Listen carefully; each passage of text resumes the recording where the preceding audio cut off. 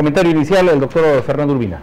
Bueno, ya empieza a haber un primer consenso. No debería haber un Ministerio de la Inclusión y un Ministerio de la Mujer. Debería haber un gran ministerio que sea el Ministerio del Desarrollo Social. Punto. Esto es, sinceramente, un retroceso, porque han habido duplicidades, sobrecostos, claro, y es una historia conocida, ¿no? Después, pienso que hay un tema importante. O sea, la cantidad de los ministerios puede variar, pero que hay dos graves problemas que tiene el país a ese nivel del sistema político. Primero, el tema macrorregional. Ese es un tema importante. Y segundo, el diseño del gobierno descentralizado. O sea, tenemos un gobierno nacional y tenemos gobiernos regionales y gobiernos locales. La idea es que el gobierno nacional tiene la potestad normativa. Los gobiernos regionales tienen la potestad, en este caso, de ser ejecutores, al igual que los gobiernos locales. Ese sistema está debilitado, ese sistema ha estado a la deriva. Tenemos problemas en calidad de profesionales a todo nivel, tenemos grandes problemas de gestores públicos, porque como nunca el país tiene presupuestos, ¿y en qué está fallando? En los gestores. Entonces, yo además hasta me animaría a tener un ministerio más, Ministerio de Ciencia y Tecnología. Ahora, que hay que fusionar algunos ministerios, sí, 2 o 3. Por ejemplo, también Chile tiene su política exterior y su comercio exterior de la mano. Acá, ¿por qué tiene que haber dos ámbitos que al final están en conflicto? Correcto, comentario inicial. Doctor Héctor Vargas Aya, con su opinión. Sí, totalmente de acuerdo. Para mí, el gran problema del país es la macrocefalia, o sea, es un estado enorme, grande. Los ministerios se han creado no en función de la necesidad del país, sino en función de intereses personales, particulares. Y le voy a poner un ejemplo en este momento. Como si hubiera adivinado, traído, fíjense ustedes, cómo se ha creado, por ejemplo, el Ministerio del Medio Ambiente. Sí. ¿Para qué sirve el Ministerio del Medio Ambiente? Para nada. Se ha creado el Ministerio del Medio Ambiente destruyendo el Código del Medio Ambiente. Antes era el Código del Medio Ambiente. ¿Y por qué quién abolió el Código del Medio Ambiente? El gobierno de Fujimori. Esto se llamaba Código del Medio Ambiente y los Recursos Naturales, donde están establecidas las sanciones, como si fuese un código penal, para sancionar a todo aquel que no cumple con las reglas establecidas nacional y mundialmente, naturalmente, ¿no? ¿Y cuál fue el motivo de la abolición del Código de Medio Ambiente? El motivo fue la reclamación tenaz de las empresas privadas, de todos aquellos que se resistían a tener un código, como ellos llamaban, una espada de Damocles. Tenían temor a las denuncias penales, tenían temor a las sanciones. Entonces han recurrido al gobierno de Fujimori, han influido de tal manera que este código fue abolido totalmente y se creó el Ministerio del Medio Ambiente, un ente que pudo haber, que existía como una oficina anexa en todos los ministerios para cuidar el medio ambiente.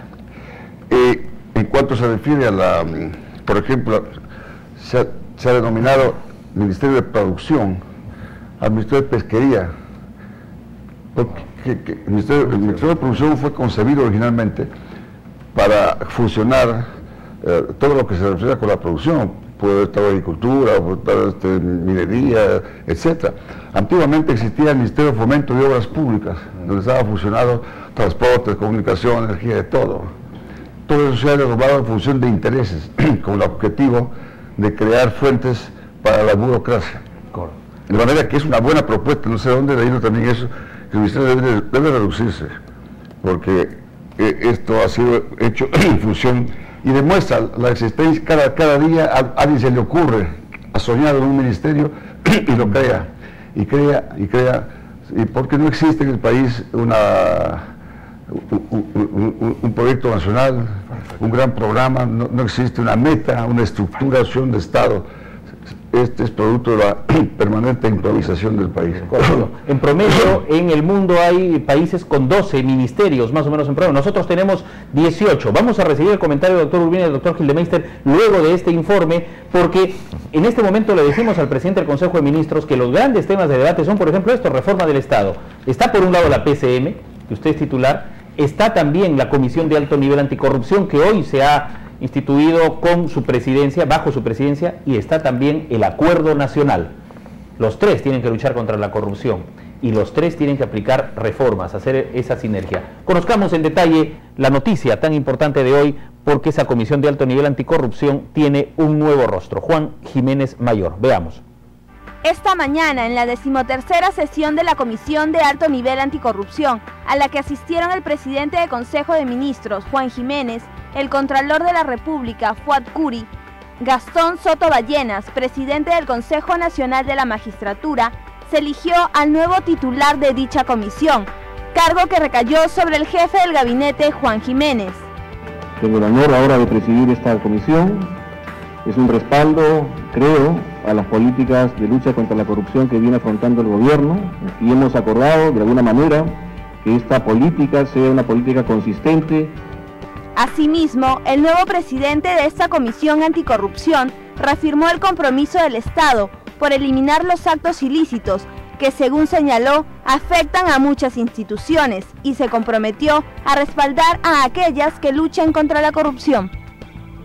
Nadie quiere la corrupción en el país y, por supuesto, somos los primeros en denunciar estos hechos. Y creo que es importante que esta comisión también respalde iniciativas sectoriales o iniciativas institucionales encaminadas a esta tarea.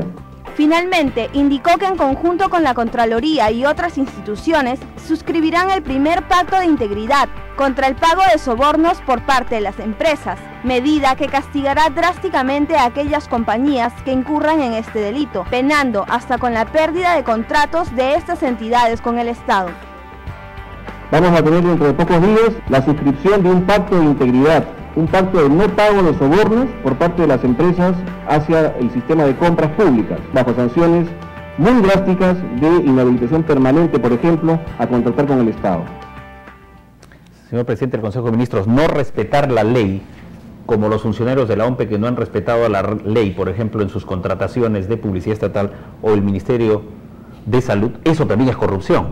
No respetar la ley por las oficinas de imagen, prensa, etcétera, por las jefaturas de la OMPE o el ministro Tejada, cuando se destina y se subvenciona millones de soles de todos los peruanos a pocos grupos, eso también es corrupción. Vamos entonces, amigos, con la pregunta. Están los teléfonos. Hay una pequeña interrupción del doctor Fernando Urbina y del doctor Gildemeister, muy breves, por favor, y recibimos la llamada del público. Del tema que está señalando Rafael, es importante también hacer presente al primer ministro lo que ocurre en el Banco de la Nación con este último concurso público. O sea, es un escándalo que se pida un requisito adicional que lo dé una empresa como Ibope y en este caso hasta la encuestadora CPI. O sea, ¿con qué privilegios se seleccionan estas empresas? Eso está prohibido. Así que sería bueno que hacer una campaña en este caso para llevarle este tema de corrupción. Ahora, brevemente sobre el Ministerio del Ambiente. El Ministerio del Ambiente se creó el 2008. Antes existía el CONAM. El Código del Medio Ambiente fue en 1989 y tuvo una corta vigencia porque dos cosas ocurrieron muy graves. Primero, que se quitó la intangibilidad de las tierras agrarias, que lo hizo Fujimori en el 92, y salió un decreto del 757, que era el decreto que decía que cuando había un conflicto entre la inversión y el ambiente, primaba la inversión.